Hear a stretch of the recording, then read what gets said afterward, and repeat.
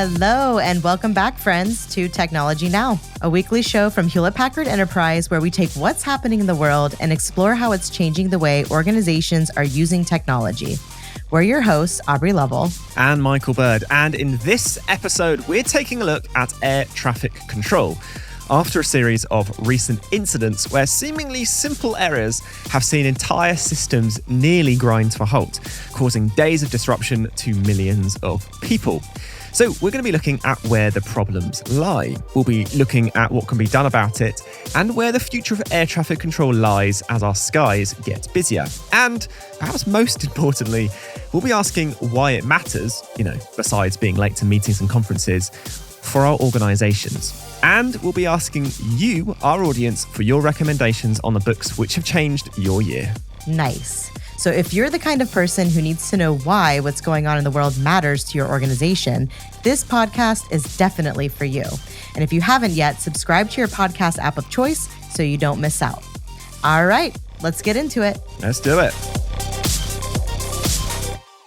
Okay, Michael, so I know we love a stat here on Technology Now. We certainly do. And we're never one to shy away from a mind-bending number. So according to Statista and the Federal Aviation Administration, in 2023, there are due to be over 34 million airline flights worldwide.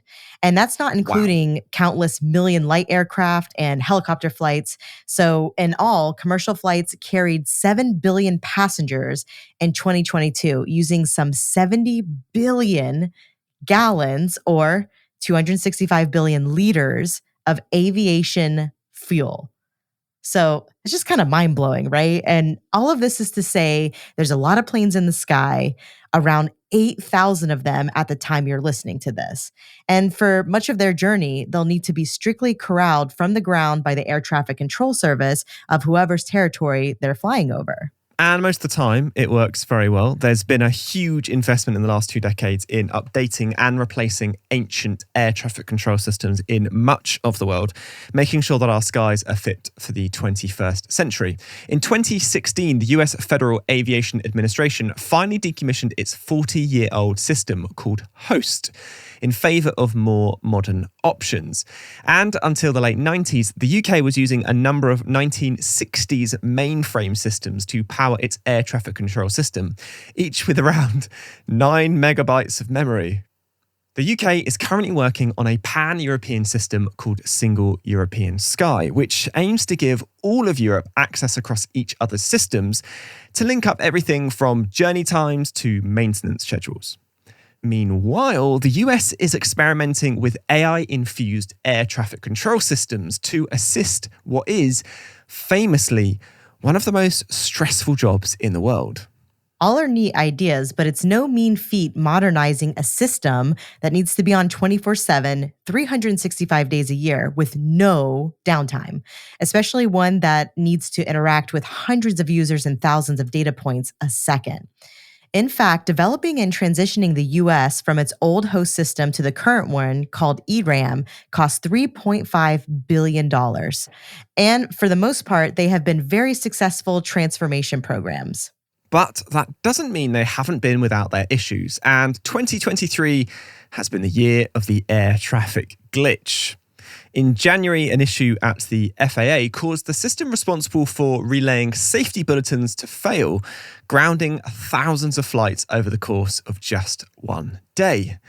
Meanwhile, in August, the UK's National Air Traffic Control suffered a glitch which turned its flight data checking system from automatic to manual over the course of several hours.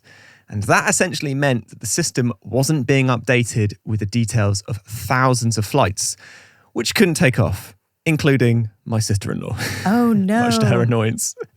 So why does this matter? I mean, it's pretty obvious, right? But in both cases, thousands of planes and countless passengers were stuck on the ground because of a single issue: bad data entry.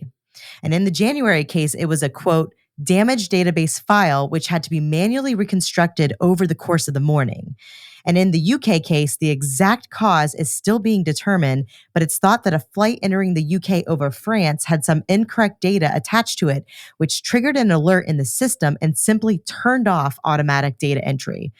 Which seems like overkill until you realize that the data is a pretty important part of ensuring passenger safety. And incidentally, we've put sources to those quotes in the show notes. Now, in both cases, there is a lesson to be learned for us all, though. Even the most ambitious and well thought out systems can be brought down by simple bad data entry. Protecting yourself against that whilst ensuring your critical systems don't let anyone down should be something that every IT decision maker plans for, or at least is aware of. Because if it can happen to two of the busiest air traffic control systems in the world in the space of 9 months, it could happen to you. Well, hopefully that doesn't happen to me because I will be flying next week.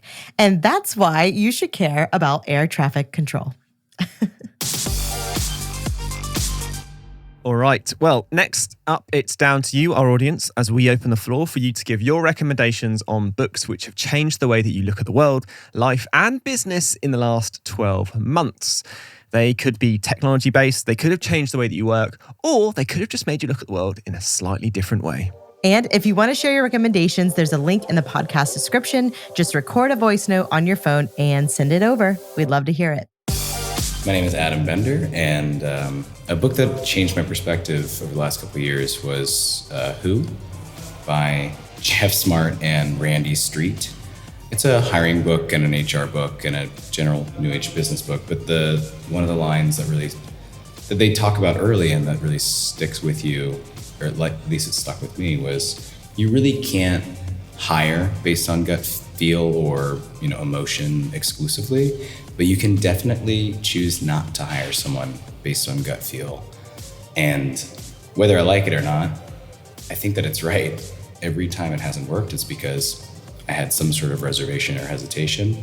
So I would definitely recommend Who for anyone that's either looking to build a team in a traditional business setting or honestly any other tangential setting. If you're a coach of a team or you're a parent and you just want to understand a different perspective of like talking through things or thinking through things, I think it's a really more versatile book than it actually thinks it is, which ends up to me making it feel better as well. All right. Thanks so much for that. And now it's time for Today I Learned. It's the part of the show where we each share something amazing, or at least important, we've learned about in the world of technology this week. We're going to take it in turns to talk about an organization doing something we think you need to know about.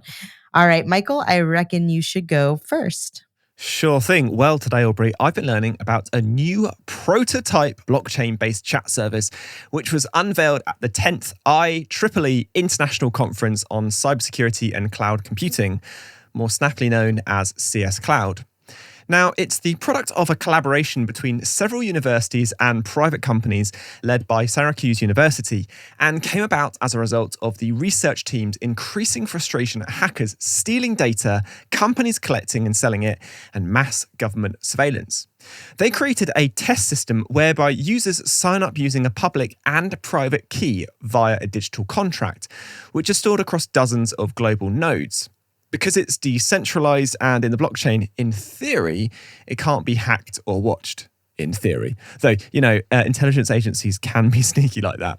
Now, the chat can't be edited by outsiders, but can still be verified and its origins logged by the people involved in the chat.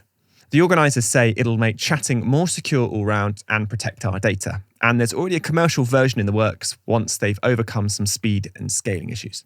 Pretty cool. That is pretty cool. And speaking of cool, Michael, are you a fan of wind? I am the biggest fan of wind. You know what they say? That Michael, big fan of wind. Just a huge fan. Well, yep, that's me. The good news is the world record has just been broken for power generation by a single turbine. And unsurprisingly, it was the world's biggest turbine, a 16 megawatt monstrosity based at an offshore wind farm in China's southeastern Fushan province. And in recent typhoon conditions, it generated enough energy in 24 hours to power 170,000 homes all on its own. So how big does a turbine have to be to do all of that? Well, vary. The diameter of the rotor is 252 meters or 827 feet, meaning each blade is as long as a football field. Like, I'm trying to picture this. Wow. It's incredible. Wow. So it sits on top of a tower, 146 meters or about 479 feet tall. And for reference, that's 50 stories high. Can you imagine maintaining that thing? Oh my gosh. It's also very intelligent. It's got intelligent AI-powered blades, which angle to get the most efficient use of wind out of the system without damaging it. So that's pretty incredible, right? Wow, yeah. That's amazing. Goodness. It really is. And as promised, we'll drop a couple of links in the podcast description for more on these topics. Right. Well, we're getting towards the end of the show, which means it is time for This Week in History, which is a look at the monumental events in the world of business and technology which has changed our lives. Now, the clue last week was it's 1959 and the moon meets the moon. Do you know what it is? It is, of course, the Soviet space probe Luna 2 becoming the first man-made object to reach the surface of the moon. In fact, it was the first to reach any celestial body. Luna 2, or Moon 2, crashed into the surface of the moon after a mission which saw it measuring Earth's radiation belts and trying to work out if the moon had something similar. It made an almighty bang, hitting the surface at 7,500 miles per hour, that's around 12,000 kilometers per hour, and sending up a plume of dust and gas which spread over 400 miles, or about 643 kilometers wide, in the thin lunar atmosphere. Wow. Oh, and if that wasn't enough mess, it also carried two sort of exploding footballs which went off before impact and threw over 70 metallic shields out over the moon with USSR and details of the mission on them. Now, I'm not a fan of littering, but it was still a very cool proof of concept mission. I wonder how the moon feels about that. Anyway, for next week, the clue is turn that frown upside down or left to right. Any ideas? Don't let it slip. All right, that brings us to the end of Technology Now for this week. Do keep those suggestions for life-changing books coming using the link in the podcast description. Until then, thank you all so much for joining us. Technology Now is hosted by Aubrey Lovell and myself, Michael Bird. And this episode was produced by Sam Dattapoulin and Zoe Anderson, with production support from Harry Morton, Zoe Anderson, Alicia Kempson, Alison Paisley, Alyssa Mitri, Camilla Patel, Alex Podmore, and Chloe Sewell. Technology Now is a Lower Street production for Hewlett Packard Enterprise, and we'll see you next week. Make it a great day.